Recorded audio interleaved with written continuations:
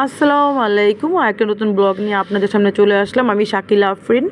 তো আজকে পুঁই শাক দিয়ে চিংড়ি মাছ রান্না করব আর মাছ ভুনা করব। উপরে রান্না শেষ করে আমি নিচে যে রান্না করতে হবে বাবা মার জন্য, যেহেতু বাবা মা অসুস্থ আর আমি ছাড়া তো আর কেউ নাই, আমাকেই করতে হয় সব।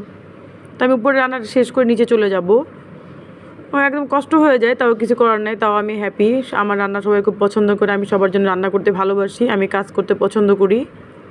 তো আমার উপরে রান্নায় যে চিংড়ি মাছ দিয়ে পুঁই শাক রান্না করব আর মাছ ভুনা করব উপরের জন্য, আর নিচে যে রান্না করব আপনার মাছ মুরগি রান্না করব।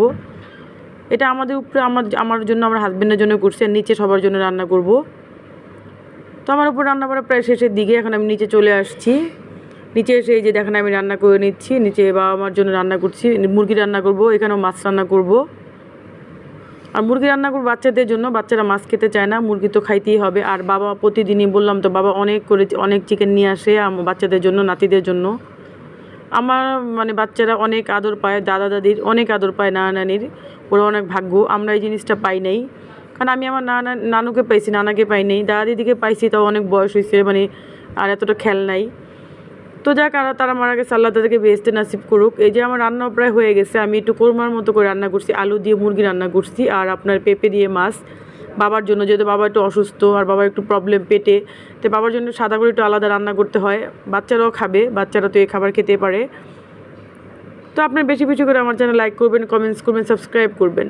তো এদিকে আমার রান্না আসে, এদিকে আমার চাচি শাশুড়ি আজকে জন্মদিন, তাকে সারপ্রাইজ দিবে তার মেয়ে, আমার ননদ। তো সে আমাকে ডেকে নিয়ে আসছে, ভাবি আসো। আর ওরা আমাকে অনেক ভালোবাসে, আমার চাচিরাও আমাকে অনেক ভালোবাসে। তো চাচি ঘুমাচ্ছিল, চাচিকে ডেকে উঠাইলাম, জন্মদিন করবে, সারপ্রাইজ দিছে মেয়ে। তো আমরাও চলে আসলাম, আমার লিলিপুটগুলো আমার সামনে চলে আসলো, ও ডেকে নিয়ে আসলো। আর চাচির একটাই মেয়ে, তো ওকে সাপোর্ট দেওয়ার কেউ নাই, আমরাই ওকে সাপোর্ট দেই। তো ছোটো একটা কেক নিয়ে আসছিলো, এতে বাচ্চারা দেখেন কেক কাটার আগেই তারা চকলেট খেয়ে নিচ্ছে, কি সারপ্রাইজ দিবে আর কি, সে আগেই বাচ্চারা খেয়ে নিচ্ছে, দেখেন এই যে দেখছেন।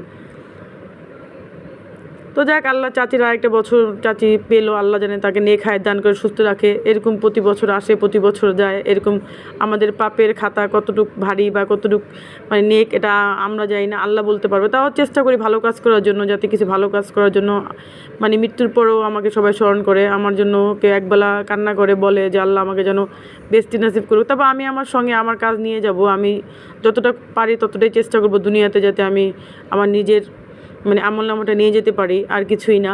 আমি না, সবাই যেন পারে, চেষ্টা করি। তারপরে বাকিটা আল্লাহর উপরে, আল্লাহ জানে কতটুকু ভারী কতটুকু খারাপ, এটা আল্লাহ ছাড়া আমরা বলতে পারবো না। তো নিজেটা নিজে বলা যায়। আমি দিন শেষে যতই খারাপ করি না কেন, রাত্রে ঘুমানোর আগে সবার কাছে মাপ চেয়ে নিই, সবাইকে বলি আল্লাহ তুমি আমার সারাদিন আজকে যত পাপ করছি তুমি আমাকে ক্ষমা করে দিও। সবাই ভালো থাকবেন, সুস্থ থাকবেন, সবাই আমাদের জন্য দোয়া করবেন, আমার চাচির জন্য দোয়া করবেন, বাচ্চাদের জন্য দোয়া করবেন।